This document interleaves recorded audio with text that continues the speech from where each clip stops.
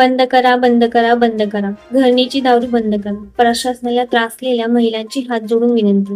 नमस्कार. आपण पाहताय खरंच. चॅनलवर पहिल्यांदाच आला असेल तर सबस्क्राईब नक्की करा.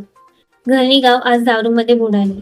गावात देशी दारू विक्री एवढ्या प्रमाणात वाढली आहे की घराघरात वाद आणि हाहाकार माजला. दारू विक्रेत्यांनी गाव उद्ध्वस्त करण्याचा उद्योगच सुरू केला आहे. गावकऱ्यांचं रक्त, शेतकऱ्यांचा घाम हे सगळं थेट दारूच्या बाटल्यात ओतलं जाते. म्हणजेच उपजीविकेसाठी कमवलेले पैसे आता दारू विक्रेत्यांच्या खिशात जात आहेत.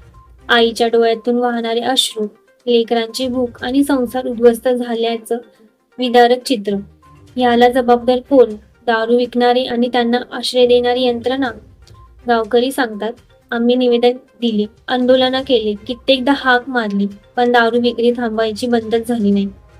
दारू विक्रेत्यांना कसली परवानगी आहे? त्यांच्या मागे कोणाचा हात आहे हे आम्हाला जाणून घ्यायचे.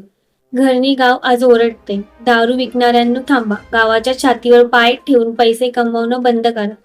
दारू विक्रीने संसार जाळले, लेकरांची स्वप्न पायदळी तुडवली. पण आता गावकऱ्यांचा संयम संपलाय. प्रशासनालाही गावकऱ्यांचा सवाल. दारू विक्री एवढी वाढली तरी तुम्ही झोपेत आहात. दारूमुळे माणसाचं आयुष्य उद्ध्वस्त होतंय, तर मग तुम्ही कारवाई का करत नाही? घरणी गावाची एक कहाणी. दारू विक्री बंद करा. दारू विक्रेत्यांना थांबवा, नाहीतर हा आक्रोश आणखी मोठा होईल आणि गावकरी रस्त्यावर उतरून दारू मुक्तीचा रणसंग्राम छेडतील. या लढ्यामध्ये कमेंट करून तुम्हीही सामील व्हा. थँक्यू.